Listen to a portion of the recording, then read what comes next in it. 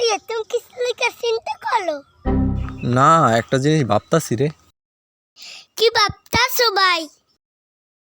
ভাবতাছি, দেখ আমরা এমন একটা জায়গায় বসবাস করি যেখানে উন্নত কোনো চিকিৎসা ব্যবস্থা নাই, না আছে নিরাপদ সড়ক। একটা মানুষ যদি হঠাৎ করে অসুস্থ হয়ে পড়ে, তো এখান থেকে ওপার নিতে সময় লাগে মিনিমাম 1 ঘন্টা নদী পাড়ি দিয়া। তারপরে আবার সেখান থেকে চরফ্যাশন হাসপাতালে নিয়ে যাইবে, তাও মিনিমাম 1 থেকে 1.5 ঘন্টা সময় লাগে। টোটাল 2 থেকে 2.5 ঘন্টা সময় লাগে। তার মধ্যে আবার ভোলায় ভালো কোনো হাসপাতাল নাই।